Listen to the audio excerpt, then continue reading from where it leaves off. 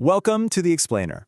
We're jumping right in today because we are tackling a seriously fascinating topic that blends science, art, and honestly, a little bit of detective work. We're talking all about how to select tooth fixes.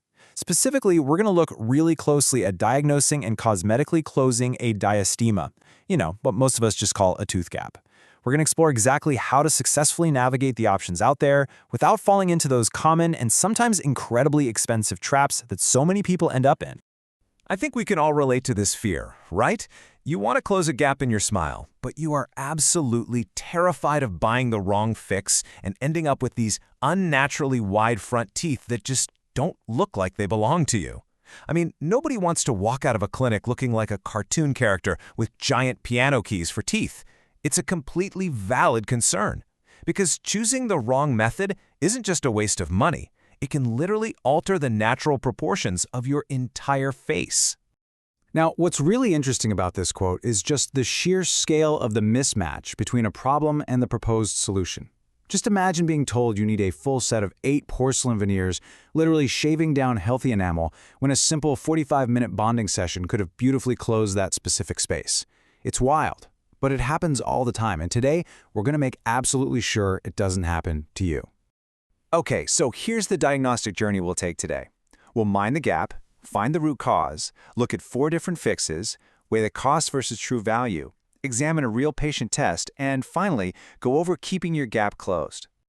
Section 1. Mind the gap. The most misunderstood cosmetic request. So dealing with this space is actually one of the single most common reasons people book a first cosmetic dental consultation in places like Muscat. But let's establish our baseline here. A diastema is simply a clinically defined space or gap between 2 teeth. Now, let's be super clear about something. Plenty of people keep their diastema by choice. It can be this totally unique, beautiful signature of your smile, and keeping it is often a purely cosmetic preference. But if your goal is to close it, you kind of have to shift your mindset. You really must treat it like a clinical problem first before you can ever treat it as a cosmetic one. Moving on to Section 2. Finding the root cause. Why is the space there? Diagnosing the underlying reason for the space is, without a doubt, the single most important step you can take before picking a fix. If you skip this, you're literally just painting over rust. So let's walk through these 5 hidden causes, because not all gaps are just genetics. First up, we've got a simple tooth-to-jaw size mismatch. Your teeth are just a little too small for the jawbone holding them. Second, an oversized labial frenum. That's the little band of tissue connecting your lip to your gum, which can sometimes grow too far down and physically wedge your front teeth apart.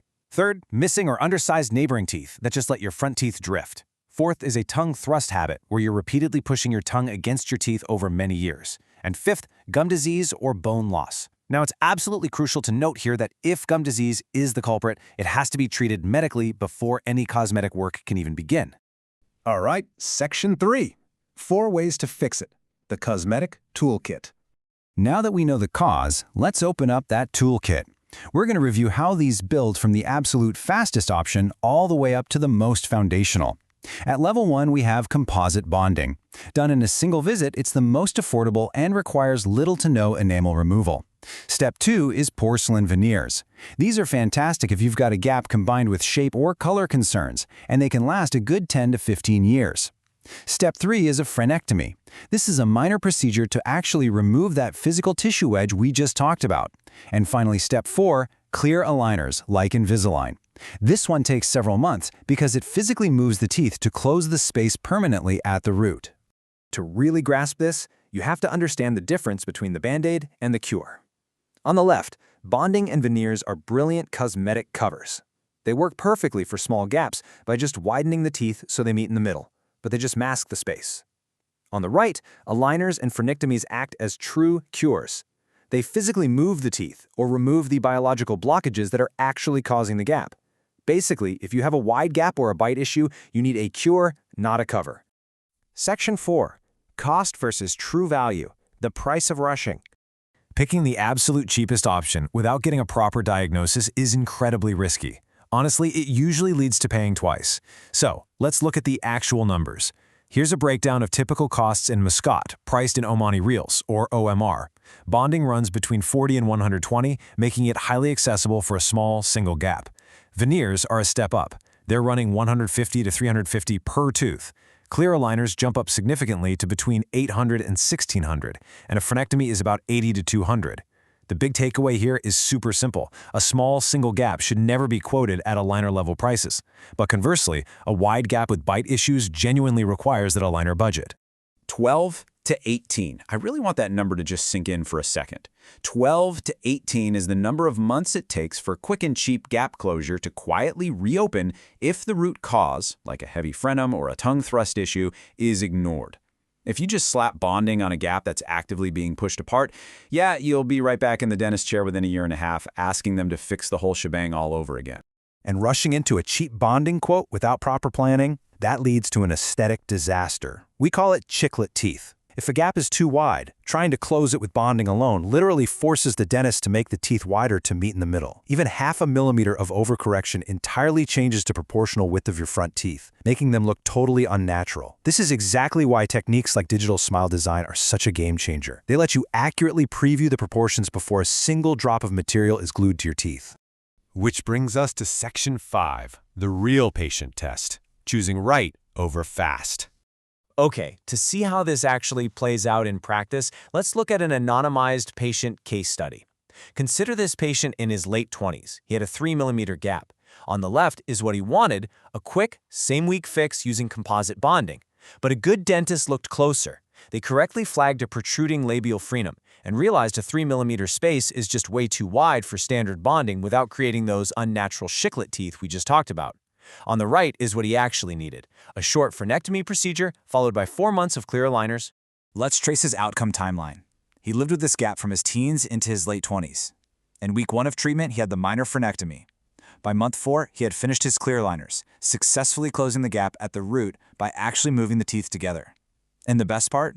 2 years later, the gap remains fully closed with absolutely zero maintenance required. The slow fix ended up being the permanent fix, whereas that quick bonding he initially asked for sure would have failed and reopened within a year or 2.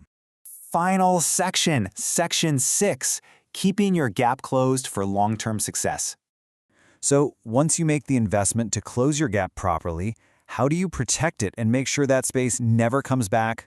Well, here are your 5 highly actionable rules for long-term maintenance. First, if you used aligners, wear your retainer diligently, especially during that critical first year. Teeth want to move back, it's just what they do. Second, if you have bonding, avoid biting straight into hard foods like apples with those bonded edges. Third, get that bonding checked and polished every 12 months during a routine cleaning to prevent staining.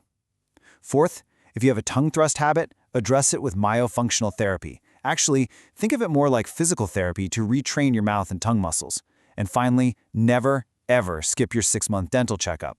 Gum health is the actual foundation that holds literally any of these fixes in place. And you know, when we look at peer-reviewed data from places like PubMed Central, it confirms that direct composite bonding is actually highly durable and incredibly effective. But there is a massive caveat. It is only durable for correctly selected and diagnosed cases. Science completely backs up affordable fixes like bonding, provided the diagnostic detective work was actually done first to ensure you're a good candidate. So I want to leave you with this final vital question as you consider your options. Are you just masking your gap, or are you actually fixing it?